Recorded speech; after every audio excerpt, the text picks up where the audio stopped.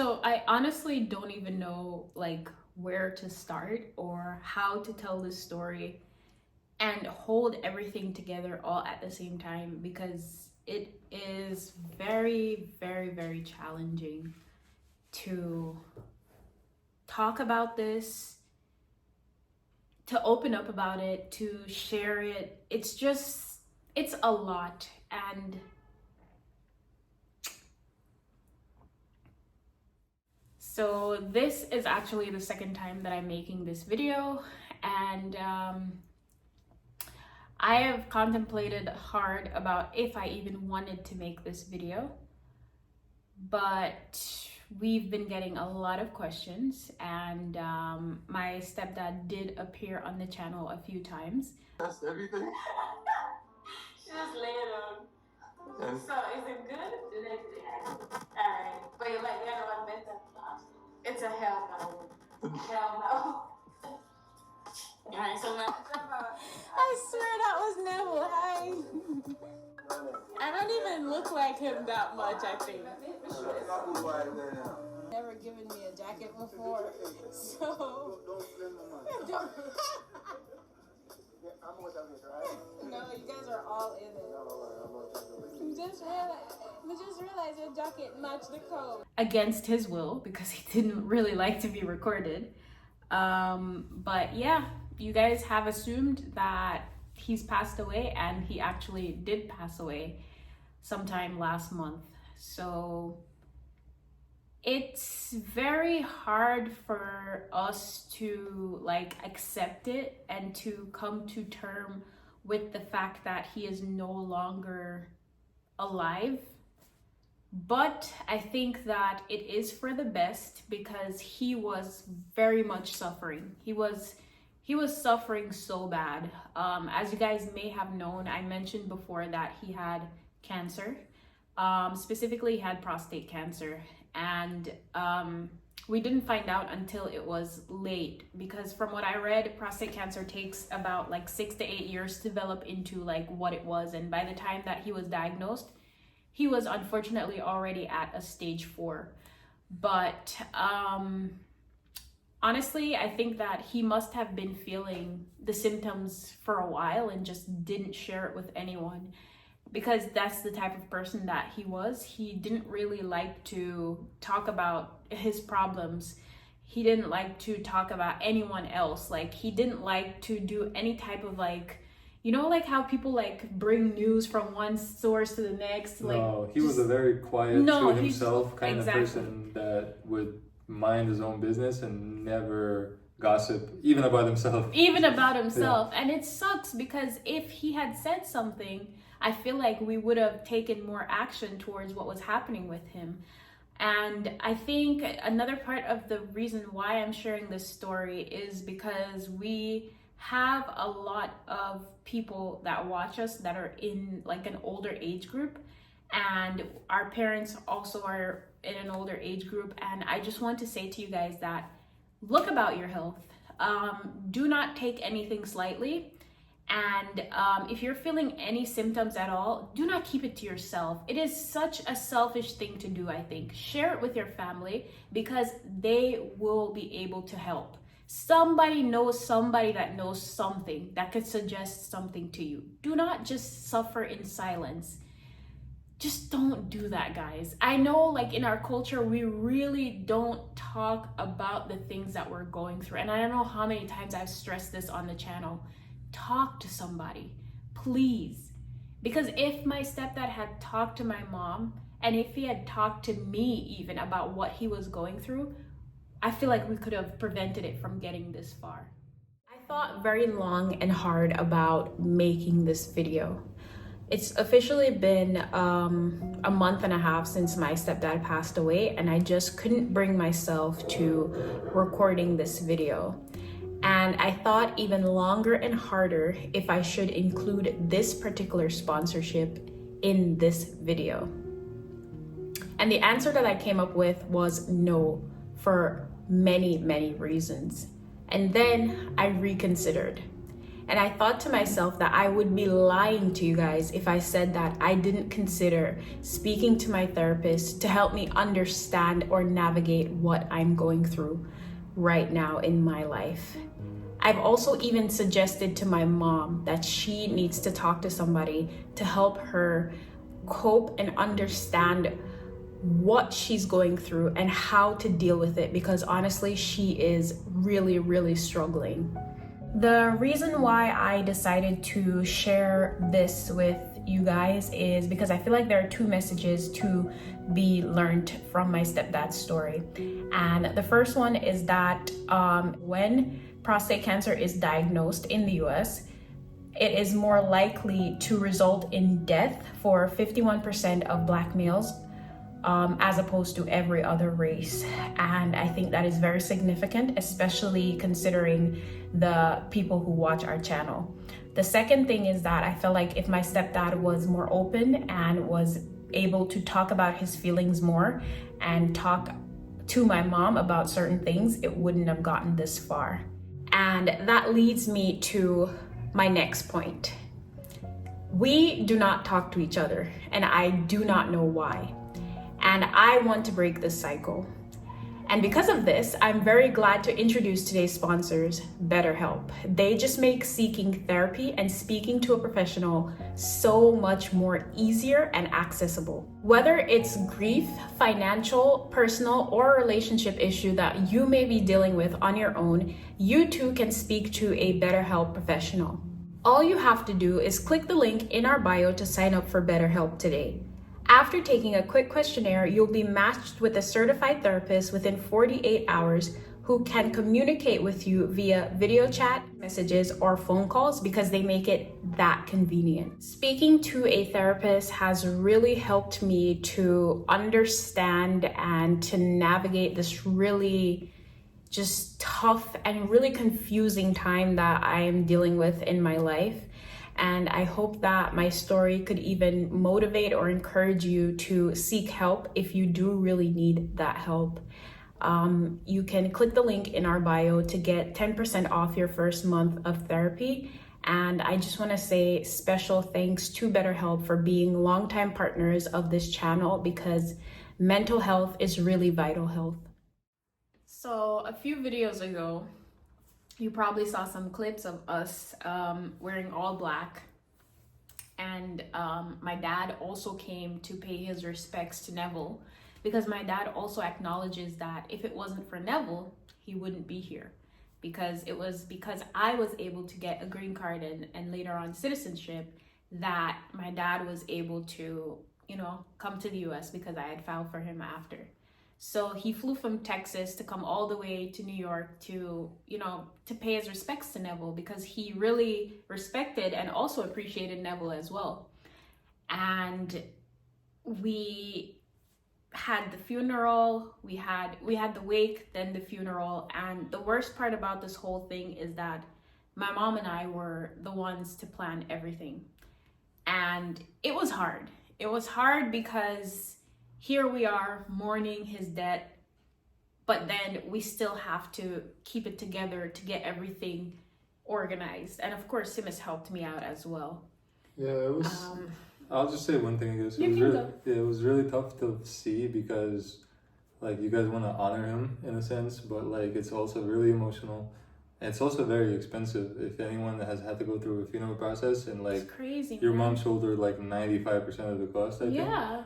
Because although there was a lot of people that supported us, it was really hard for her not to just bear the weight of planning everything, paying for everything, and then going through the process and being a part of it. So seeing that was really tough, and I did what I could, but at the end of the day, you planned the funeral program.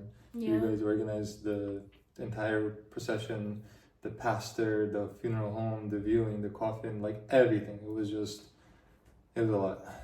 It was hard, man. And just at the end of the day, to know that he's not there anymore, to see him in the casket, it's heartbreaking. I told everyone that asked me how I was feeling, I felt like I'm feeling physical pain, because I don't know how else to describe it, of just losing somebody that has been there watch you grow up as a teenager into an adult, you know, like it's so hard to deal with that. It's really hard. And I'm just like his stepdaughter. So I can only imagine how my mom feels, because she knew him before me, you know. They were in like a relationship. They were married.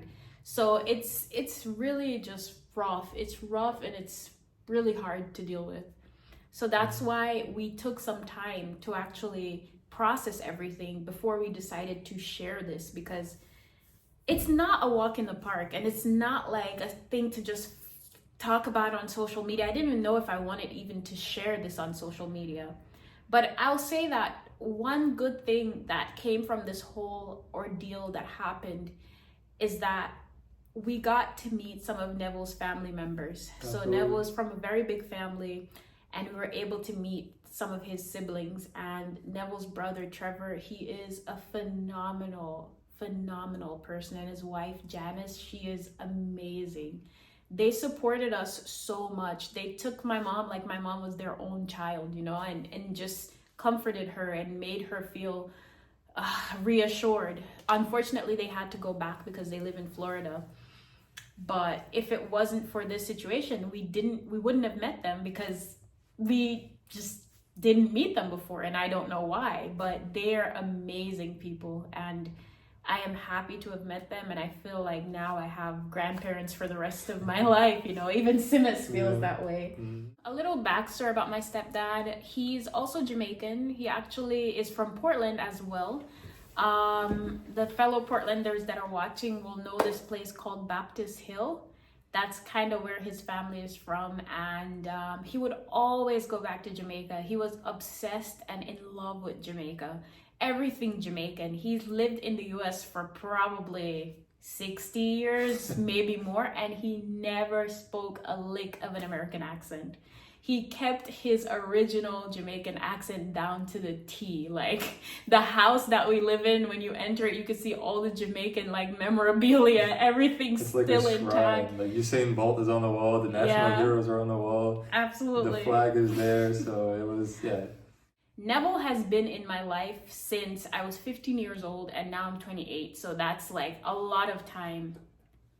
Now I'm 29. So that's like, it's so much time that we have spent getting to know Neville and like understanding him as a person. I've spent a lot of time just trying to pull myself together for this whole situation, because like losing a person is just, it's such a hard thing to deal with, because at one moment you're like, yeah, you're fine, you have to go about your life as normal, but then like a small thing that you will hear that reminds you of the person will just literally turn your world upside down, and you just burst out in tears. Like for example, when we were in Jamaica, I heard old school Jamaican music when we were eating at like the Rock House restaurant, and I just started bawling, crying. And of course we didn't include that in the video because it was like a private moment, and I'm not going to like try to cry on camera or look for pity from people, because it's not really me. I'm not that type of person, but it has been so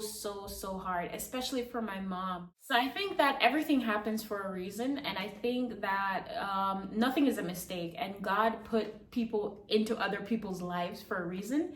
And I think that the reason for us to meet Neville was to finish out the rest of his life with him, and to make sure that he was comfortable and well taken care of at the end of his life. And my mom did just that. And I feel a bit guilty that I couldn't have done anything to prevent what happened with Neville's cancer situation, especially me being in the medical field. I feel like I should have like done more to push him more, to take care of his like checkups and stuff like that. And I do have a lot of regret about that. And I think my mom also has a lot of regret about not pushing him more to take care of his own health. But I must say that I am pleased with the last few days that I was able to spend with Neville. You know what? I will just end off by saying that I wish that life didn't play out this way, and I wish that we had some more time to spend with Neville, but I also know that it's kind of selfish because he was very sick. And I wish that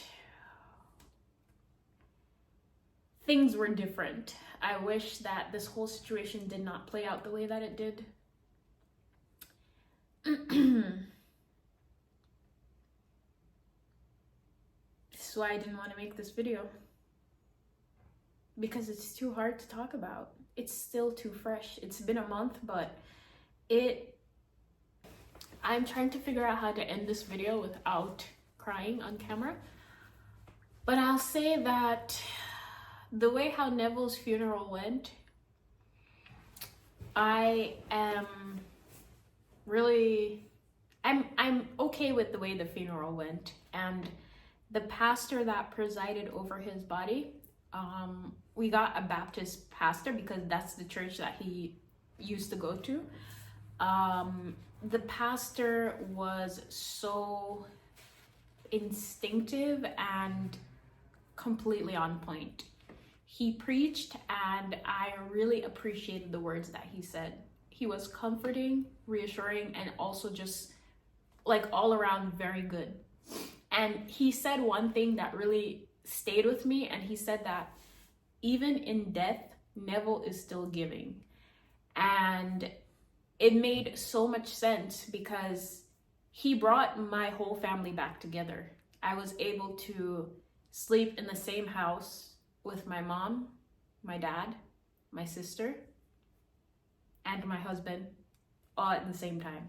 I don't think that will ever happen again, sadly.